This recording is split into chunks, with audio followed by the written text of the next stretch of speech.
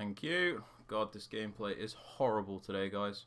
If you guys want coins for FC24, make sure you check out MMOEXP.com. Their link is down in the description. They're very fast, they're very cheap, they're very reliable, and if you use my code REMA, you can get yourself a lovely 5% discount. So what's up guys, it's Ash here and welcome back to a brand new video. In today's video guys, we have some 4-3-3 4th variation custom tactics and player instructions to help you out in FC24. I just want to apologise for no video yesterday. I was just taking a bit of a break because honestly this game does take a toll on your mental health without that sounding cringe. But you know, when you're forced to play it and forced to do things, it's not always the best. So taking a break's good, and yeah, we're back today feeling good.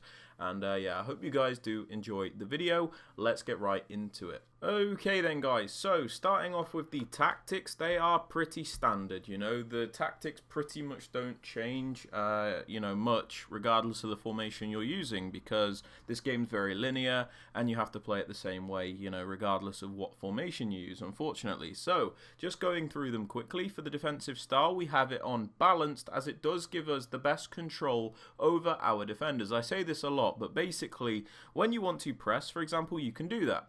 When you want to drop off and be more passive, you can also do that. So it does give you the best control over your defense, which is not possible when using the other settings. Now, moving on to the defensive width, guys, I would say, in my opinion, the best range to use is 40 to 50, so anywhere in that range and you should be good. The reason I say this is because it gives you a nice, narrow and compact defense, so you can block out all those attacks through the middle and stop your opponent being able to just run right through you.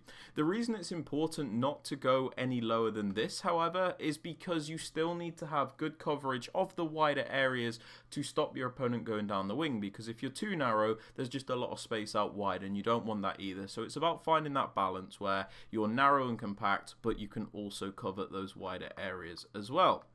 Now, moving on to the depth, guys. There are a few different options you can use. One of the most popular ones in this game is the 71 depth tactic. Now, the reason people use this is because it gives you that automatic press from the AI. So if you struggle defensively, the AI will pretty much mark all of your opponent's players. They'll congest the middle area, making it very difficult for your opponent to play through. And yeah, it's just an absolute nightmare to play against.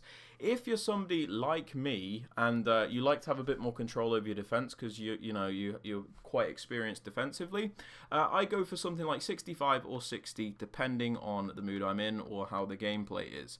The reason I do this is because you still have that higher defensive line, which is higher than the default. You just have a bit more control over when you press your opponent, so you feel like you're a bit more in control and it's just a bit more manual. So if you're a bit more of a skilled defender, something like 60, 65 is good. If this is still too high for you, don't feel bad, you know, you can just lower it even more. You know, there's no correct depth to use, it's all about what you are comfortable with. Now for the build-up play, guys, I always recommend balanced regardless of, you know, your type of play style. The reason for this is when you look at these other settings, they seem great on paper, but they are absolutely tragic to use. For example, slow build-up, guys, it just makes your AI move really slowly, and that doesn't assist you in building up slowly. It just makes your attacks very predictable, and you just lose the ball all the time. Fast build-up, your players just move around like absolute maniacs, and they don't actually do anything productive, so everything's just chaotic, and that's no good either. When you use balance, guys, you just seem to have better AI movements, and you just seem to be in more control regardless of your playstyle. So I'll always say balance is the way to go. Now for the chance creation, guys, direct passing is an absolute must in my opinion, because it is by far the most meta and the only way to consistently create chances in this game. When you use the direct passing tactic, guys, what will often happen is your attackers will make runs, the opponent's defenders will follow your attacker that is making the run, and then once the defender has overcommitted to the run that the attacker has made, your attacker will then track back so that you can cut back to them, because there'll be greater space between that attacker and the defender that tried to track the run. So this is why it aids into that cutback, pass across meta, but you know, even if it's a bit boring, it is very effective, you cannot deny it. Now for the attacking width, again, this is something you have a bit of freedom. All you need to know really is the lower the attacking width, the more narrow your attack is. The higher the attacking width, the more wide your attack is. So yeah, I just leave it on 50 with this formation, I'll be honest, because I don't like it feeling too wide, and I don't want it to be too narrow either. So 50's been alright for me, and yeah, I haven't changed it. So for the players in the box, moving on, we have this on 6. The reason I go on 6 usually is because it gives you the best, so basically you get a few players into that penalty area, but you don't overcommit. So if you lose out on possession, you're not always going to get counter-attack. That's why I do that. For the corners, I have it on 2 because sometimes I cross it, other times I play it short, and again, I don't want to overcommit everybody. And free kicks, I don't really cross them, so I just have it on 1, and it works for me. Now, moving on to the player instructions, guys. On the striker, we have them on stay central and get in behind. By far the best instructions you can have on a striker in this game.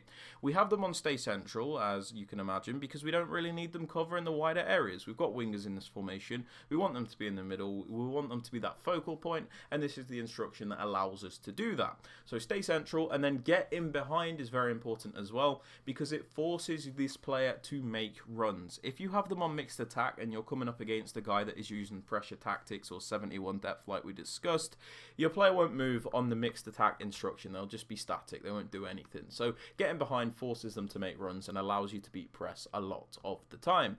Now, for the wingers, guys, we put them on come back on defense, cut inside, get in behind, and get into the box across. Come back on defense will make it defend in a 4-4-2 or a 4-4-1-1, depending on how you view it. Now, the reason it does this is because when you put the wingers on this instruction, they come to sit back next to those centre mids when we don't have the ball, making it that 4-man midfield or the 4-person midfield.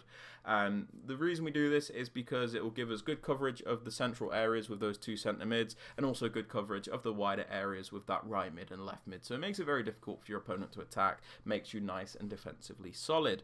Now, we also have them on the cut inside instruction because it's an attacking AI movement I really like. So the players will start their runs out in the wider areas and then make that transitional run into the more narrow areas to get close to the goal and closer to the striker. Now, this is a really good AI movement. I really like it. You guys don't have to use it if you don't want to.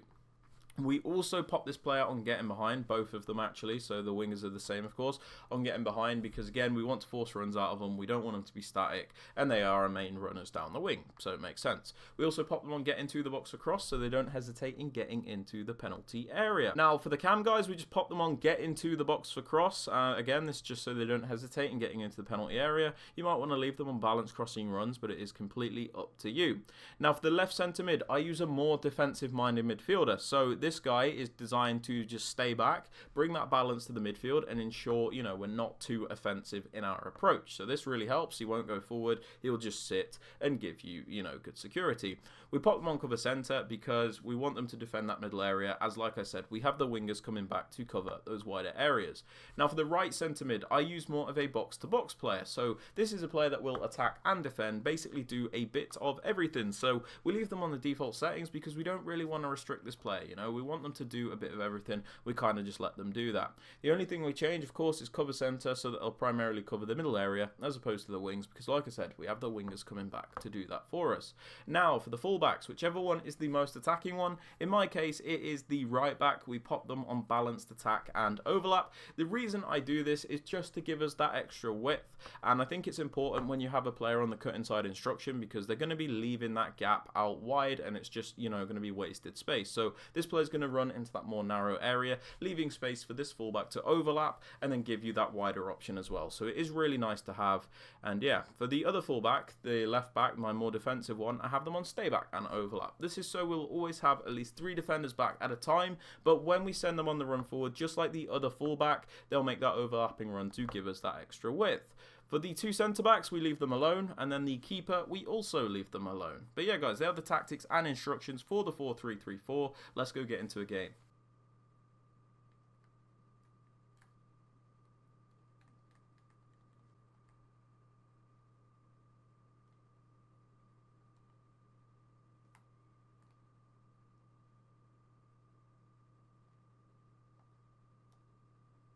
Thank you. God, this gameplay is horrible today, guys.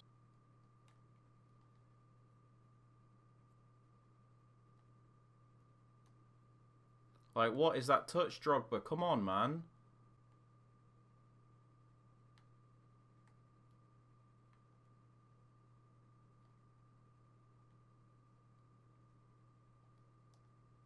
Bang. What a finish. Nice one.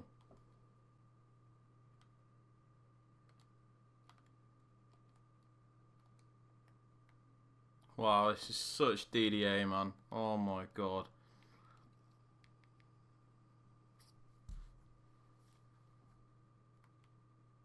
Good save, thank you.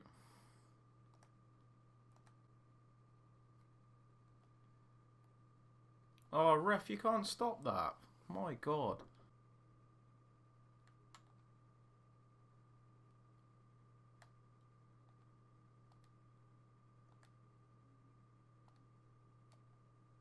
Bang.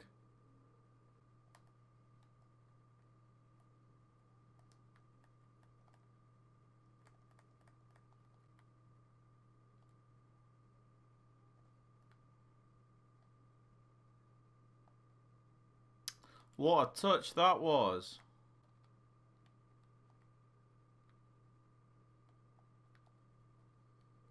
There we are. Damn, bro. This was quite a tough game, I'm not gonna lie. Maybe it's just because I'm a little rusty. I don't know. But, yeah. This guy's been pretty good.